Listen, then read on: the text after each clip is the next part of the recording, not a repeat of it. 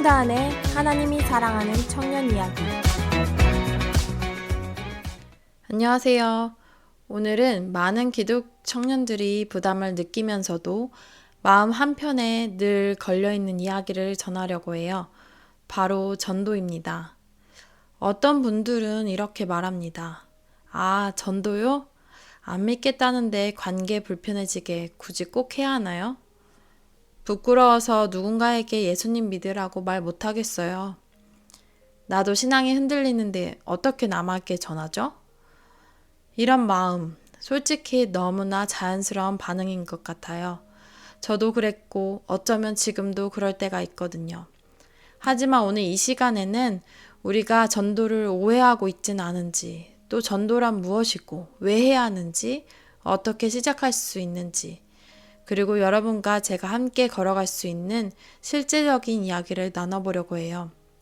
먼저 전도란 뭘까요?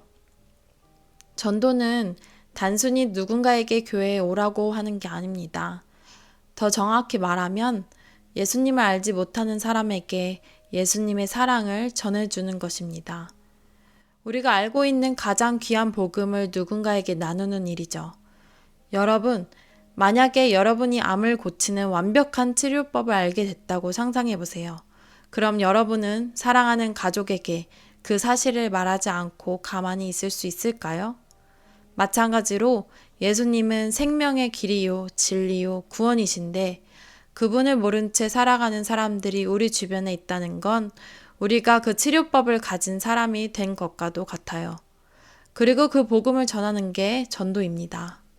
그럼 왜 전도를 해야 할까요? 이유는 명확합니다. 예수님의 명령이기 때문입니다. 마태복음 28장 19절. 그러므로 너희는 가서 모든 민족을 제자로 삼아 아버지와 아들과 성령의 이름으로 세례를 베풀고. 전도는 선택이 아니라 사명인 겁니다. 또한 전도는 하나님이 우리를 통해 일하시는 방법이기도 합니다.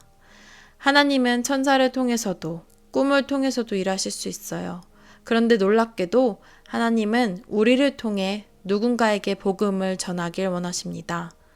부족하고 연약한 우리를 통해서요. 그 이유는 관계 속에서 전해지는 복음이 가장 강력하기 때문입니다. 그럼 어떻게 전도를 할 수 있을까요? 전도는 꼭 예수님 믿으세요라고 외치는 것만이 아니에요. 생활 속에서, 관계 속에서 말과 행동으로 나타내는 복음이 진짜 전도입니다. 제가 아는 한 자매는 회사에서 전도하려고 애쓰지 않았어요. 그냥 성실히 일하고 욕하지 않고 남 얘기 안 하고 힘들어하는 동료에게 따뜻한 말 한마디 건네는 삶을 살았어요. 몇 달 뒤 같은 팀에 있던 한 동료가 이렇게 말했대요. 혹시 너 교회 다니지? 널 보면 이상하게 따뜻해져. 난 요즘 힘든데 같이 교회 가도 돼? 그 자매는 자신이 한 건 아무것도 없다며 그냥 주님을 생각하면서 살아가고 행동했을 뿐인데 그게 누군가에게 전도가 됐더라고 말합니다. 이게 전도인 것 같습니다.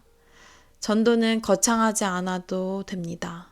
당신의 삶이 복음을 말해주는 삶이 될 수 있습니다.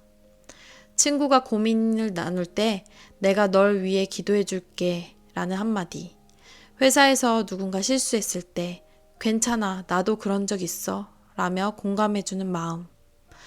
누군가 외로울 때 밥 한 끼 같이 먹자고 하는 관심. 이 모든 게 복음의 문을 여는 열쇠가 될 수 있습니다. 전도는 삶에서부터 시작됨에도 불구하고 많은 청년들은 전도는 별개라고 생각해요.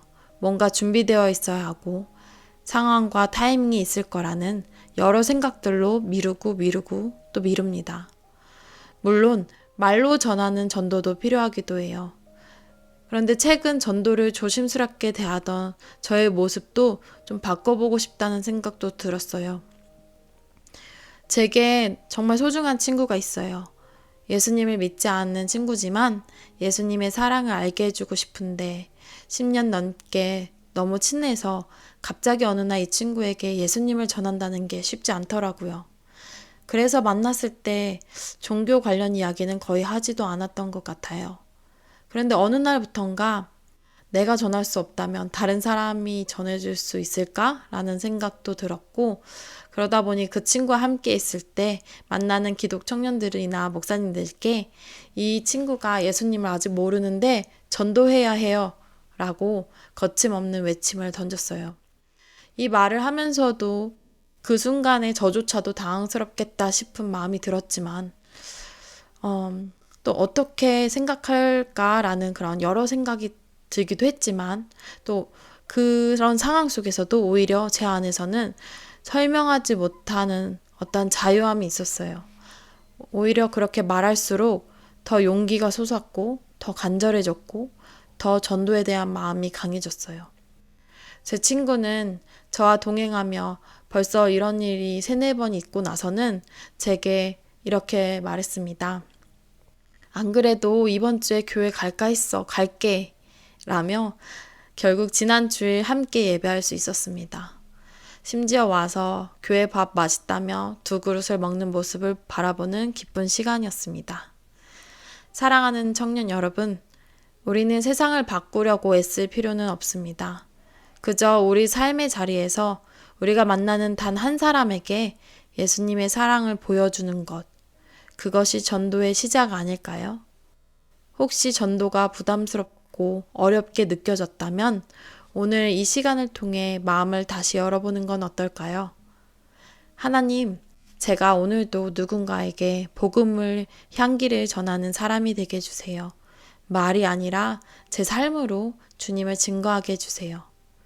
작은 기도, 작은 행동, 작은 용기가 누군가의 인생을 바꿀 수 있습니다.